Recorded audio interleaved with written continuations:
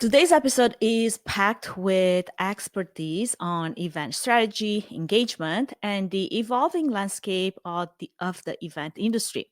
Our guest is here to share the insights that every event professional, meeting planner, and entrepreneur needs to create memorable, impactful experiences.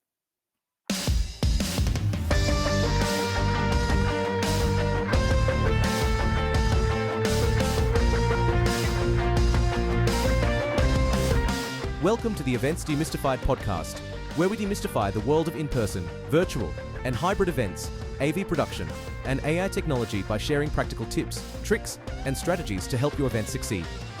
This podcast is brought to you by Trefan Events, a woman-owned boutique event production agency that caters to event professionals, small business owners, and entrepreneurs. We specialize in AV and AI education, integration, automation, and implementation, all based on our Fit for Events framework, which focuses on futuristic AV production, innovative AI technology, thriving audiences, and empowering behind-the-scenes teams. And I'm your host, Anka Platon Trefan, with over 2 decades of hands-on experience in event production, event management, and now AI technologies and cybersecurity. Welcome to another episode of Events Demystified podcast brought to you by Trefan Events. I am your host, Anka Platon Trefan, and today we have an incredible guest who is known for her strategic approach to events and deep industry knowledge. Our guest today is Lindsay Martin-Bilbrey, a veteran in the event industry and the CEO of Nifty Method Marketing and Events. Lindsay has dedicated her career to creating strategic, experience-driven events that foster engagement and connection.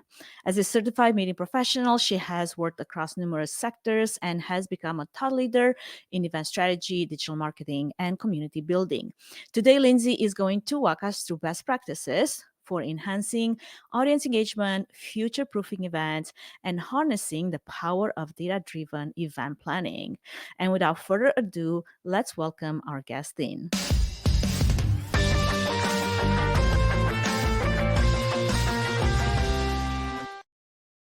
Hello. Lindsay, welcome to the show. Thank you for having me. Well, it's such a pleasure to have you. And I'm curious, before we jump into our very in-depth conversation of event strategy and all the other things, I would love to know, as an icebreaker, what's one event experience, big or small, that left a lasting impression on you as a professional?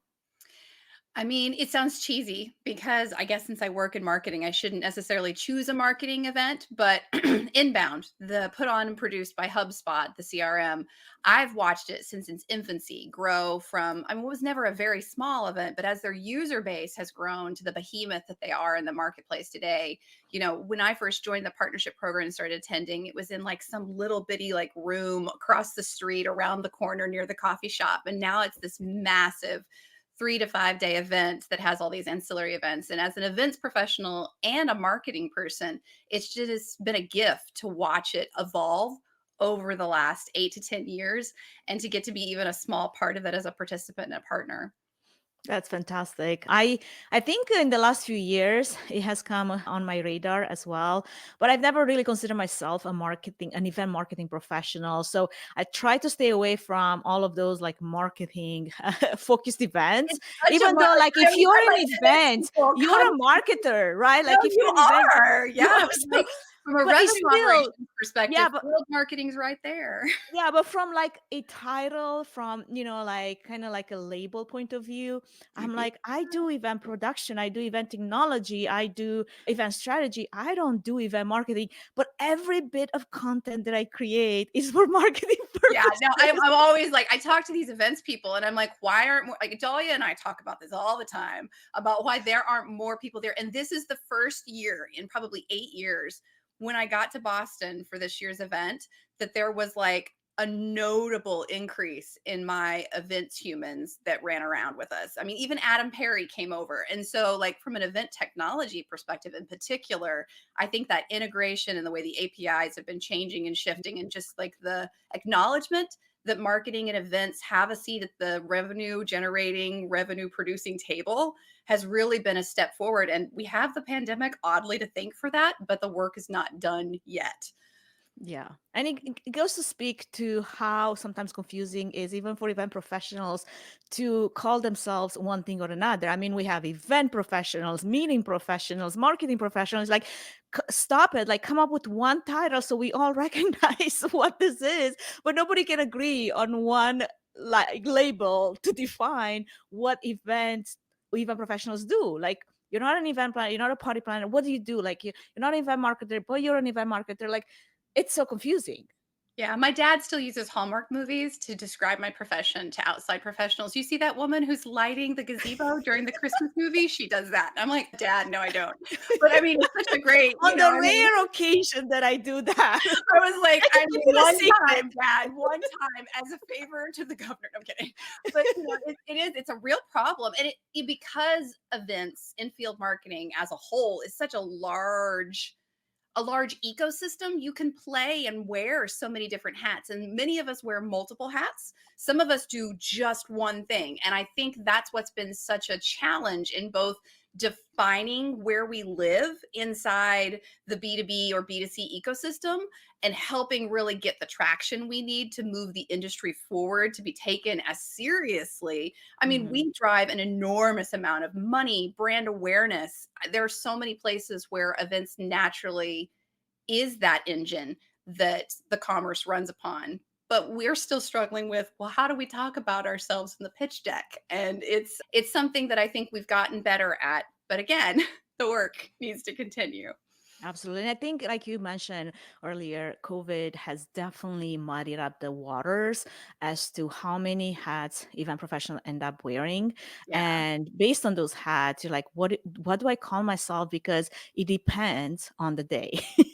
Yeah. But on the other hand, COVID helped really say, okay, I don't think sales and the executive and the board of directors realized how vital an engine events were to everything when they realized they couldn't see each other in person. Like the proliferation of virtual events and the speed at which the market moved to produce a way that we could do that and get together, even when we couldn't be together, I think acknowledged so much the value we have. And then as we move forward, that hybrid element of being able to connect with everyone on that 24-hour clock hasn't gone away. And so it's been great because events now has a home acknowledged in marketing. It has a home acknowledged in sales. It has a home acknowledged in HR, customer success, you name it. There's now an events conversation that's being had and not somebody's executive assistant who's going, oh, by the way, did you do that thing?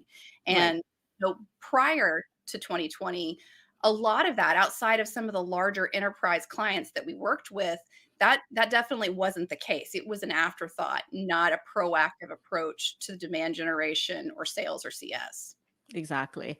Well, I'm glad that we're talking because there's definitely a strategic approach to events and event planning. And it sounds like you're just the right person to have this conversation with. So, for our listeners who might be meeting planners or might be event professionals or marketing experts or even small business owners, agency owners, all of the things, what are some of the foundational elements that you believe are essential for creating a successful event? So I think the three foundational elements I always try to encourage people to take advantage of, no matter what hat you're wearing, right? One is, what's the goal? Why are we doing this?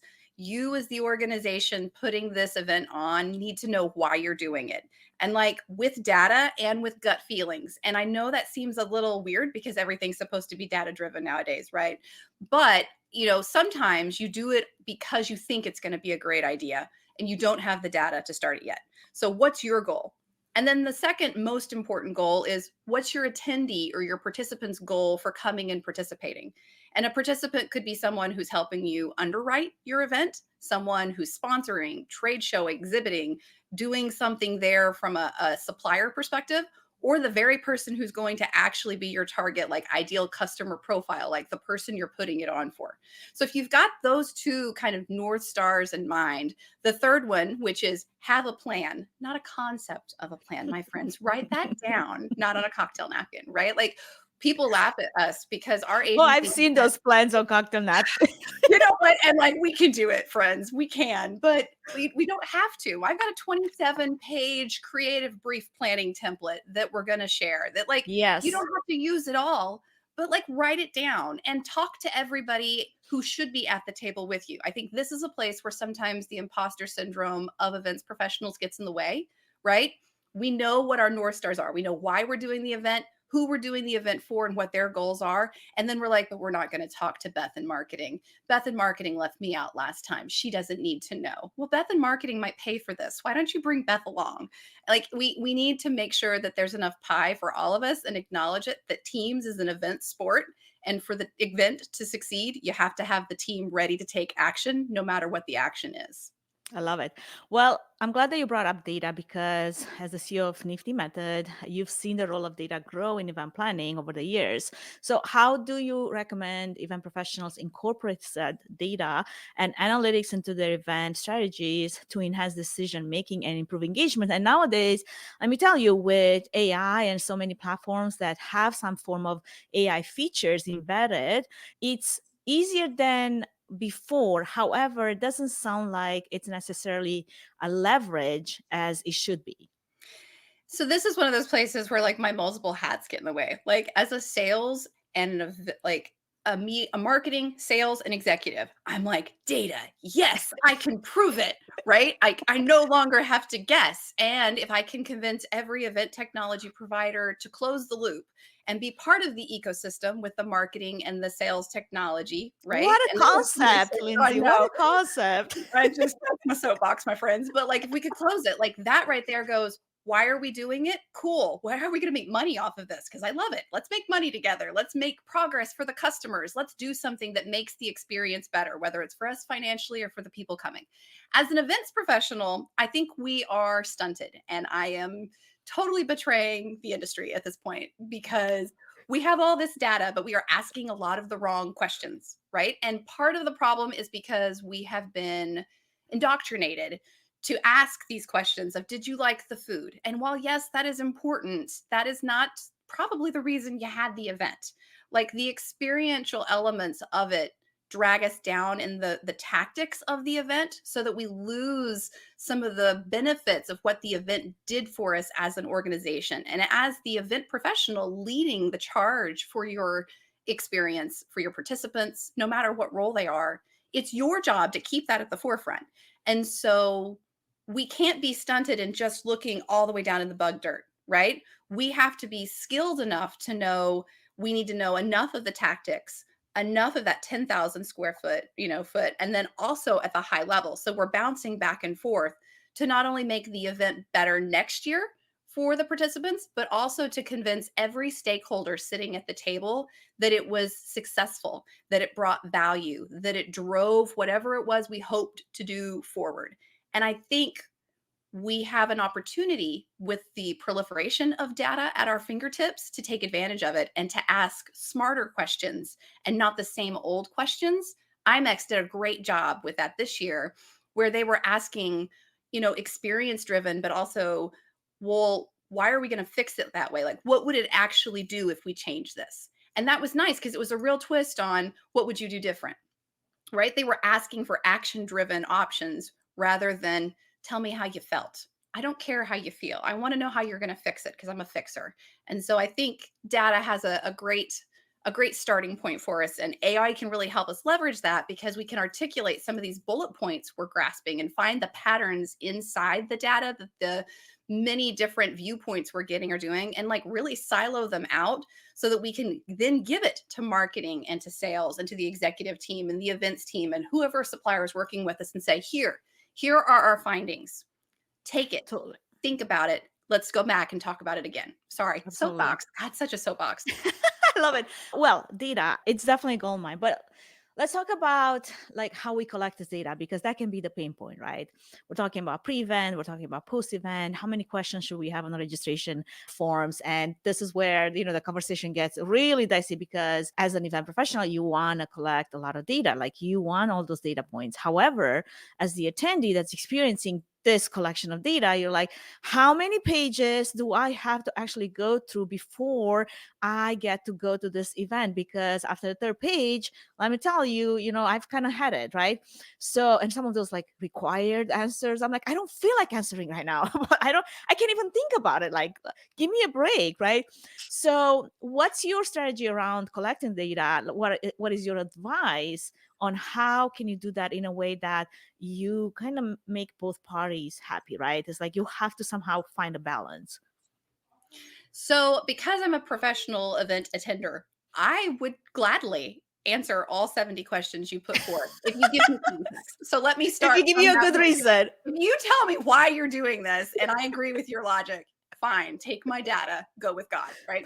But what I do actually is I run it past, I call it the PAM test, which my mother will hate this that I use her as the benchmark. But literally, I'll go through and I'll design an experience and then I'll send it out to like 3 or 4 family members above the age of 55. And I'll be like, can you click all the buttons and get to the end of this? You get $200 for pass and go, right? Like I'll say, this is important research. And if they can't get through it, right? I know there's critical problems. You may not have a PAM in your life, but somebody there can help you gut check it. Because they'll also ask questions of like, I didn't understand what that did. I'm not understanding why that's important. I got caught up on this. It's less about the data, I think, that we're capturing in some of these forms. It's more about the UI UX experience of bringing the participant through the whole adventure. Like you start to uncover some of the questions of, does this really matter at this point? And where are we going? And again, going back to that original like stakeholders at the table, why do you have 70 questions? Are they really that important? Do we already have it in the database? Can we capture it somewhere else? You've got options to go in and gut check how feasible the data is going to be in your next step forward. If you have to have it because the allergy could kill them, yeah, it needs to be on the form, right? If you want it because somebody, will pick on Beth in marketing again, says that they might send them something, you don't have to have it at the reg form. There's plenty of other opportunities to take advantage of that, unless there's a real actionable business outcome tied to it that comes right back to the reason you're running the event. Totally.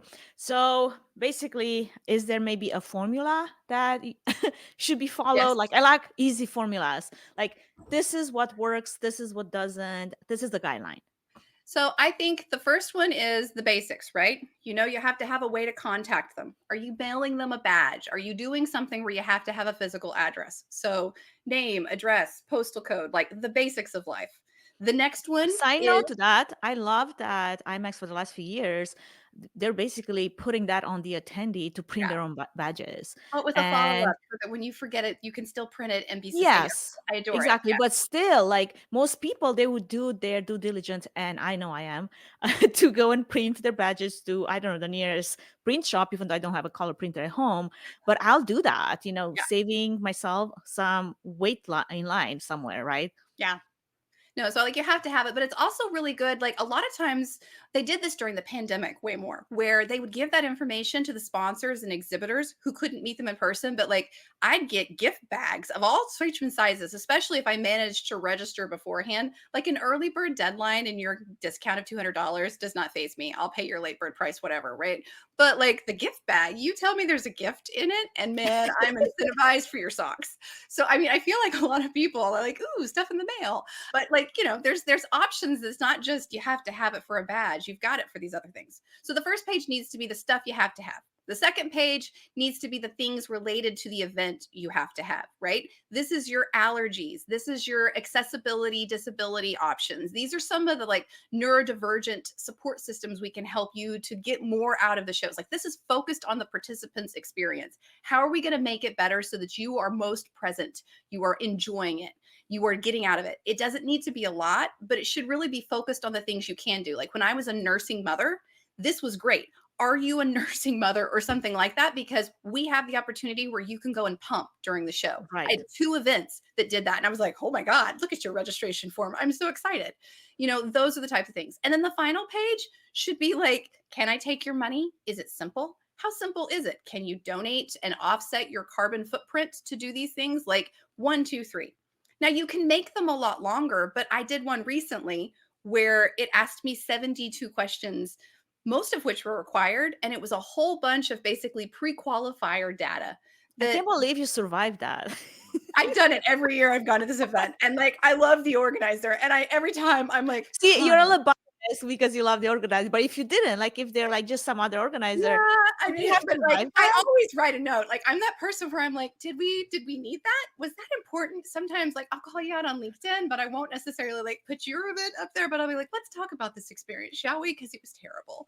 But a lot of people it's resonated with because I think we're people pleasers at our heart. We want to finish your form for you, but I wonder how many registrations you're leaving on the table because you want that much information. Like we've forgotten that people are filling out the form, and when we forget that people are filling out the form, it's harder to remember why we're doing it that way. Like if you think about it and you were doing it for the first time for someone else, the more formulaic, I need this information to be successful, this information to be present, and this information to pay you becomes so much simpler. And then I can add one or two more ornaments onto the Christmas tree, but I maybe don't need that much tinsel, which will cause it to like fall over and collapse.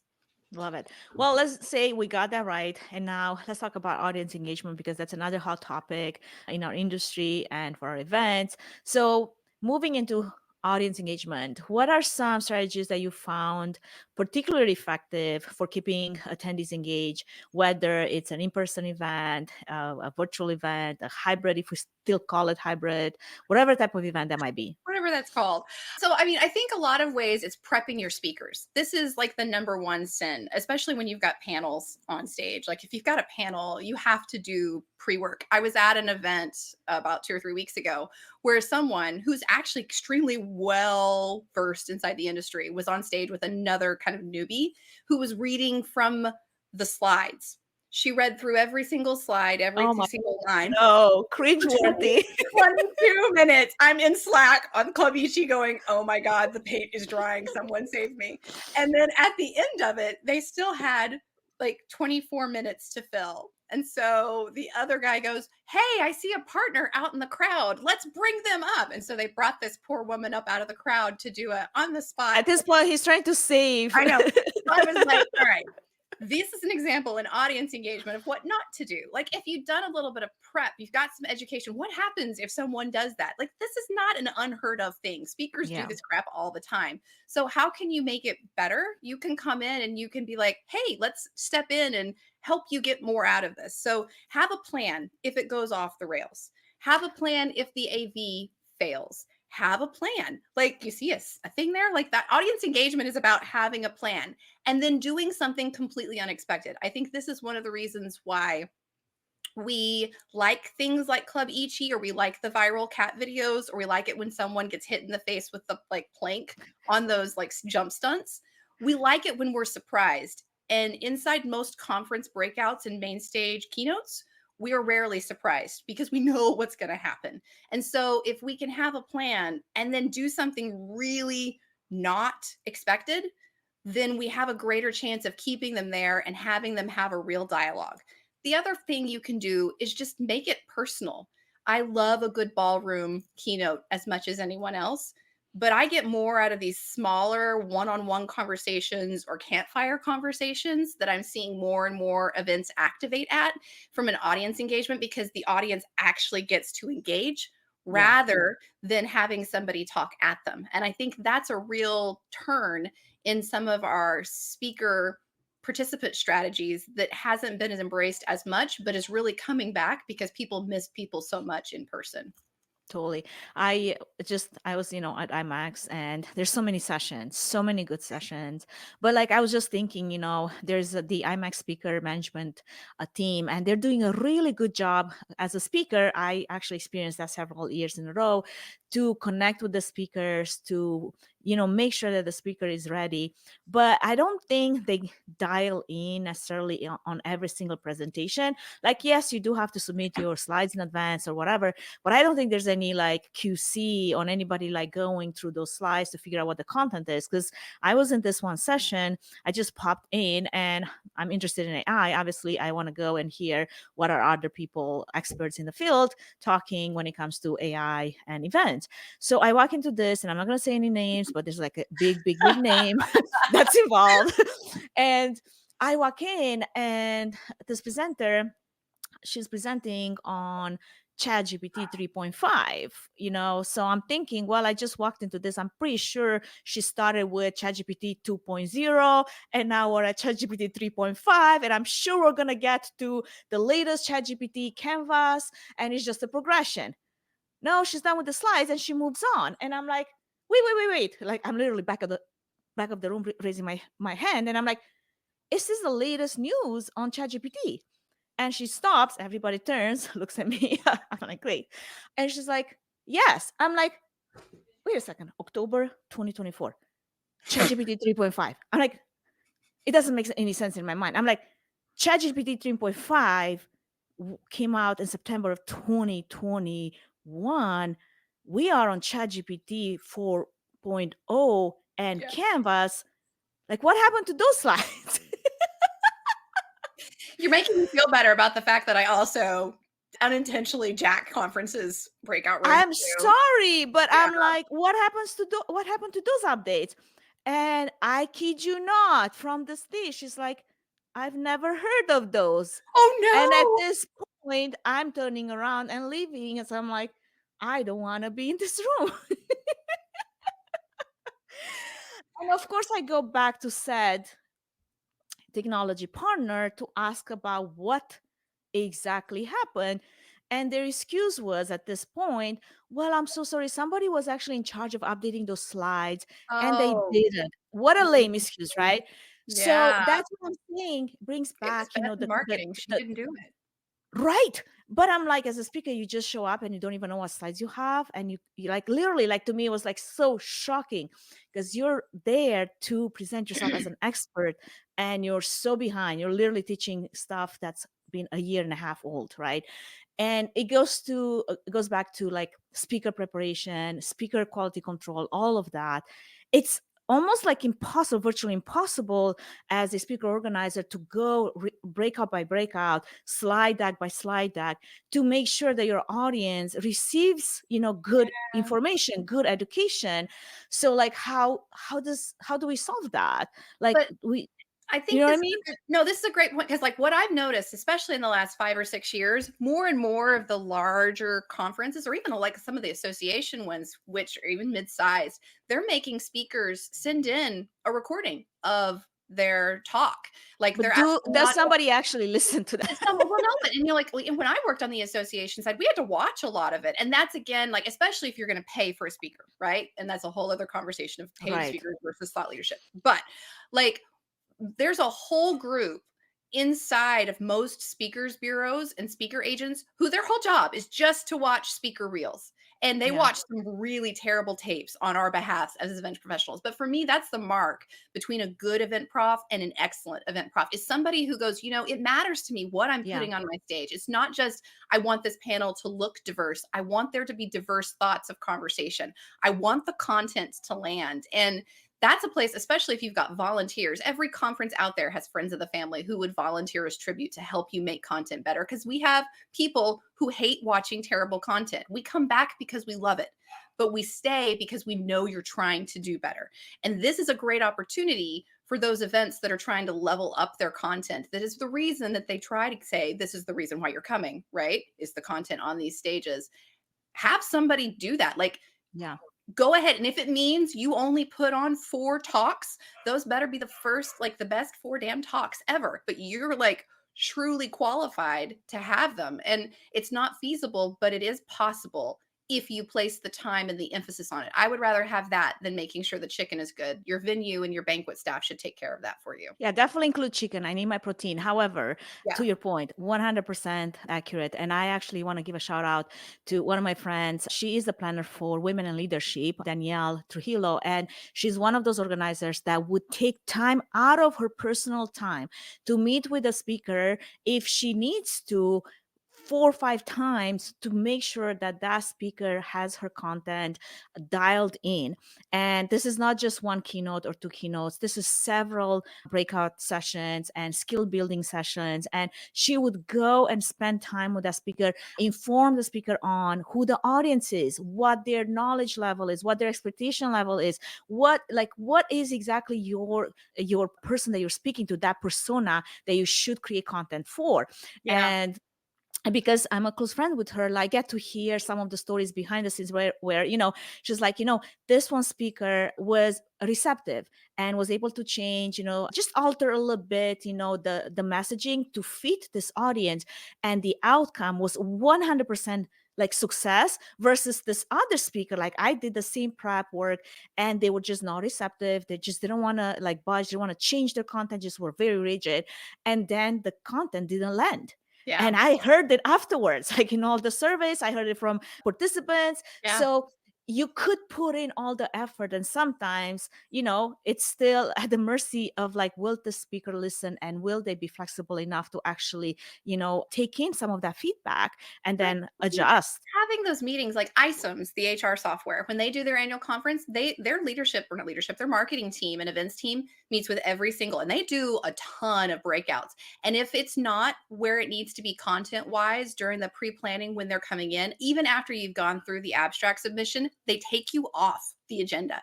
And I love that. I mean, that's such a power move as an organizer. And it is a strategic power move because Yeah. you are literally walking your talk. And they've done that since they started. And it's every year the content gets better and better. And in an industry that moves so fast, which is most of our industries at this point, Right. it's a layer of respect to those people that have paid to take time out of their busy lives and attend your conference that says, we want you to do this better. And we are standing by that, so much so that we're cultivating and curating this stage explicitly for you. And I love that for us as an industry. I think another example of that gone really well, it was Tamara Back. You're familiar with her, and she Yeah. has the Activate Virtual Summit, and there's a range of speakers. First off, having the content 7 to 10 minutes long, fabulous. Also super hard if you're a speaker because you have to fit within that, timeline, and a short timeline, but also put some, like, good content out there that is relevant and practical. But they do go, presentation by presentation, and they will listen, and then they would provide some feedback. Hey, we would like to alter this a little bit to make sure that actually fits with our audience, because we really, really know our audience and we want to make sure that it lands. And that is work. But that proactive work makes sure that then when that event happens, that content really hits the mark, right? So Yeah. it's worth it, and goes back to the audience engagement and what the audience gets out of this event. Now, let's talk about what does it take to create memorable experiences that leave an impact when it comes to storytelling. And what is the role of storytelling in event design? And how can event professionals incorporate it in their events beyond, the speakers using storytelling as a way of conveying information? I mean, I think one of the whole reasons we have events is the stories that happen afters. And I this is a place where I really encourage event professionals to work with the suppliers, the exhibitors, the sponsors, the people that are helping pull your event together, and like what's the stories that they're helping curate as a point of it. And I say this because they're the ones that are typically throwing the cocktail parties. They are the ones hosting the coffee bar, the biohacking, you know, activation in the middle of your trade show. They're the ones who are putting tattoos on people on the floor. Like that I type almost got one. I know. I did an interview with her. I was like, you're just, and she did it at a sales kickoff. I was like, oh my God, I adore you. Follow my LinkedIn on Friday. She's featured. It's going to change your life. DMC, get it, girl. Anyways, That's like awesome. that type of stuff. Like we tell stories about the content sometimes. Absolutely. Like we see a great speaker. There's like one or two things, like some of the takeaways, but like some of the best stories and using storytelling that comes out of the culture of a conference, like the lore of why we have the event year after year, comes from those non-conference breakout sessions, right? Like those are the things that bind us together as humans. And I think those are the things that I don't know we necessarily lean into as much as an industry as we could, because we have to be so professional and like validate our seat at the table. We forget sometimes that we're supposed to be fun.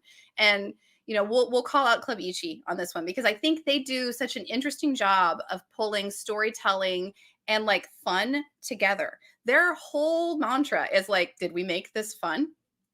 And if you didn't do it, like Marie Kondo, they're like, we're not going to do that.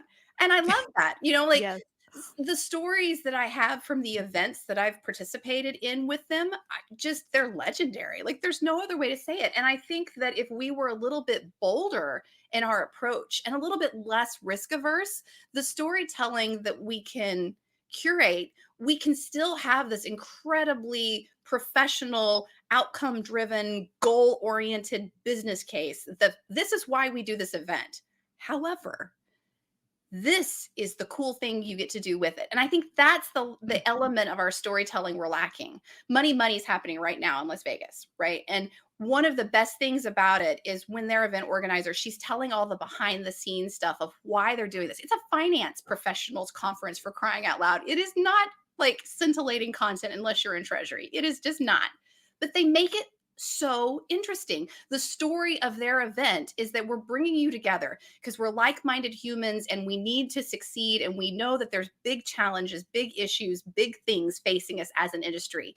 And here's the script that you can go to succeed on. And here's the story you can tell about why we're more than just the money, right? And like that's powerful. Like that's simple and powerful. And I think that's an element more of us could incorporate in of what makes you all unique, and then why are we fun? And that is the storytelling you could really blow up and see where it takes you and not be afraid of it if it doesn't maybe land as well as you'd hoped, because at least you tried and you could try again next time. totally. I love that. Before we continue, I want to give a shout out to the team at TreeFan Events. We are not just an event planning and production agency.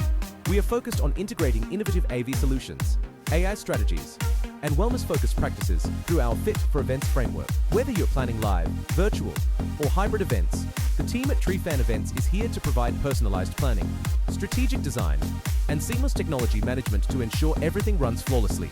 And now, we are offering AI-powered workshops to help you grow your business, build stronger teams, and elevate your events to the next level.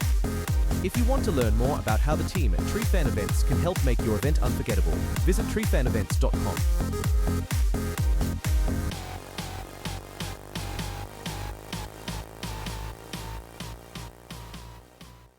Now, let's look ahead where we're going. Events and the industry has definitely changed quite a bit in the last few years, and especially not just with the onset of AI, but post-COVID, all the things that have happened. I feel like we didn't get a break in the last few years with how many things have happened and they're still happening, right?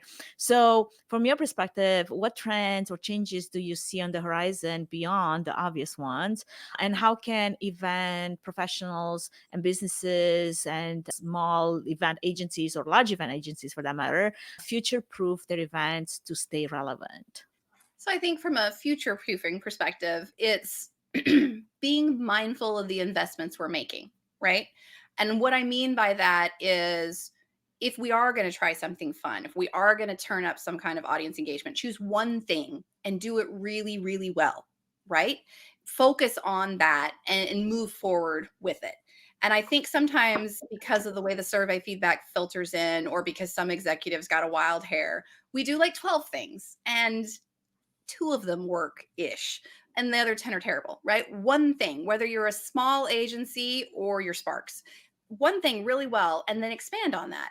I think from a strategic perspective, keeping an eye on the way the industry is growing and changing and where the alliances are. And, this is something where like there's a lot of private equity money that's come into the industry. It started back in 2016 with like event apps. Like as the event technology has changed, more money has poured into the industry. And now it's going to the decorators, it's going to the AV team. There's a lot happening on the hotel. Like it's invading in every element of it. And I don't think it's a bad thing, but I think it's something to be conscious of Mhm. because we're getting more homogenous in some of the ways and the decision-making avenues that we're having. And I think that without some of the smaller startups and scrappy agencies pushing the envelope and asking the industry to do more, then we're not going to be as successful as we could be because we're going to repeat the same song 57th verse. And that's going to keep us in an echo chamber that we've suffered in, at least since the late 90s when I got started. Like a lot of these same conversations we've been having for 20 years at this point. And I don't think we have to. I think we just choose to. And I would love for us to do better. And then, like, the last thing from a future proofing perspective, I'm going to still end Wynn's thing is remember to pee. And that's more just like focus on your goals, right? If your goals are to be free and to go to 15 events a year and to be just successful enough so that you can put your kids through college, then do that. You don't have to run a 50-person agency or a 500-person agency. You don't have to work at a Fortune 100 and run Dreamforce, right? Like, find the things that make you happy and don't do it because the people pleaser inside your soul says you should do it. Do it because you want to do it. And I think most of us can't quit the industry because we love it too much, or we're just maybe not good at anything else. And here we are. But I think we've got to take care of ourselves or put a hand out to those that we know have to be on at all times and be so strong, and to be like, hey, are you good? Because if you're not good, it's okay to say you're not good. And we can lie to each other and you can tell me you're fine, but I'll definitely pay for dinner because I know it's been a crappy month and we'll figure that out. Like, there's ways, in both small and large ways, we can help the network succeed. And I would like us to continue that, but at scale, especially as we're getting towards the downturn of what was the dark times in 2020, because more people were successful than they weren't then, weirdly enough. And I think there's a back wave that's not yet wrote itself out. And I'd love for us to help us future-proof the industry by keeping those who are burnt out inside, because it's a safe place for them to land. Totally. Well, going back to what you just said, remember to pee, which speaks to wellness, right? Speaks to Right. being fit for events in the way of taking care of yourself and putting your health first. Because if you can deliver and can function and you can, be a sustainably wholesome person, you're not going to put on events for much longer. How do you take care of your mental and physical fitness? Just curious. So for me, I actually left the industry, kind of. Like, I went and I started a hospitality venue. I left, but stayed adjacent. But I stopped planning events for almost a year and a half. And it was the best break. It was the worst break, but the best break, because it helped remind me why I loved it, right? Mm-hmm. I also I leaned into my hobbies more. Like, I love to cook. So I have a gig as a chef, and sometimes I go and shuck oysters on the weekend. It is totally not at all glorified. I am back a house on the line. There are people throwing like cocktail sauce. It's a thing. But like, it's so calming and it's just a nice break, right? And then remembering just to do the things that you like to do. Like, I actually travel. When I travel, I get more exercise. So if that's where you do it, don't let people tell you that wellness has to be one way. I thought for years, if I just stopped traveling as much as I traveled, I'd be a better balanced human. And that's not actually true. I'm better balanced if I'm on an airplane at least 50% of the time. So I had to figure out the other ways for the balance that helped my mental well-being as well as my physical well-being. Absolutely. Now let's talk about also sustainability. And yes, humans and people, they are, the one sustainable factor that we have to take into account.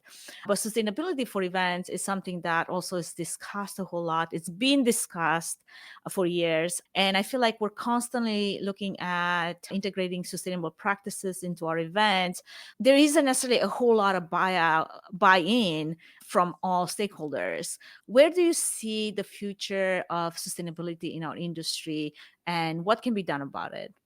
So I think it's being done in small and large ways. I mean, the nature of our industry, because there's a lot of travel associated with it and a trade show associated with it, travels and Mm-hmm. trade shows, right? That right there, as the lifeblood of a lot of what we do, can be a challenge. So being a vocal voice at the leadership level, putting your money literally where your mouth is. Like, I love how IMEX, Karina and Ray, for years, right? They're like, we're making this investment. We are giving money here. We are we are doing these practices. Like it is in your face every single time. And there was a time when many other events were doing that, but I don't see it necessarily from Dreamforce. I don't necessarily see it from Inbound. I don't see it from a lot of the very large organizations that are wasteful, like Zendesk. Theirs does. They come in and all of the stuff that they use on the trade show floor, they find ways to either recycle or donate to homeless shelters. So I think there are ways we're doing it, but I think ultimately having some kind of financial investment that helps Mm, offset that is going to have to be a place where we find peace with. And we can't really practice sustainability if we don't actually tie our profits to that outcome. And I don't know that the industry has had enough of a wake up call yet to force them into that kind of paradigm. totally. Well, we've said a lot. We talked about a lot of topics. There's so much more to be said, right? This is basically just barely scratching the surface. But if you were to leave our audience with a piece of advice, especially if you are working on a tight budget and you're trying to put this memorable event experience, you're trying to engage your audience, you're trying to be sustainable, you're trying to do all the right things. Right. What should an event professional focus on to maximize impact? Focus on the participant. You know, every question you have can be tied back to, did this make the participant experience better? Was it what we're trying to do for the participant? And I think a lot of times we think we should be doing it rather than we need to be doing it.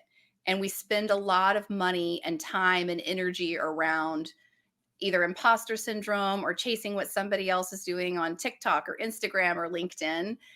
And at the end of the day, they're looking for connection. They're looking for content that matters. They're looking for that community that keeps them coming back year for year for year, right? And if you just focus on your participants, your event is going to thrive in ways that I think you might not even have expected or understood, because that wasn't necessarily what you had looked at before. And I hope to see more of that as we continue moving forward into the future. Well, thank you so much, Lindsay, for sharing that, for also sharing your knowledge and your practical advice with our listeners today.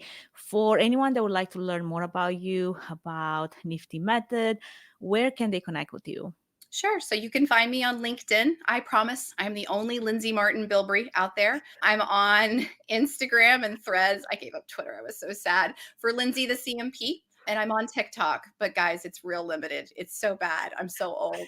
But find me there. It'll be fun. We'll do it. Or go online. We've got niftymethod.com or RevOtter, which is our latest initiative to focus for field marketing and revenue operations. I love that. Well, thank you so much for joining us. Thank you for sharing your insights, your valuable advice for on event strategy and engagement. And thank you to our listeners for tuning into the Events Demystified podcast. If you enjoyed today's conversation, be sure to subscribe, rate, and leave a review.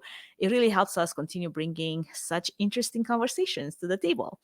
Until next time, well, stay innovative, think strategically, and keep demystifying the world of events. And with that, we are good.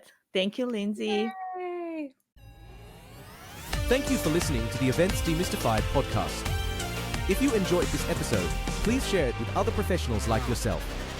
If you're interested in learning more about TreeFan events, including our future AI education talks and workshops, or to see how we can support your next event, book a free 20-minute consultation through the link in the episode notes. Don't forget to subscribe to the podcast and follow us on YouTube, Spotify, and social media for updates on future episodes, industry insights, AI news and tips, and more. And if you have any topics you'd like us to cover, feel free to reach out.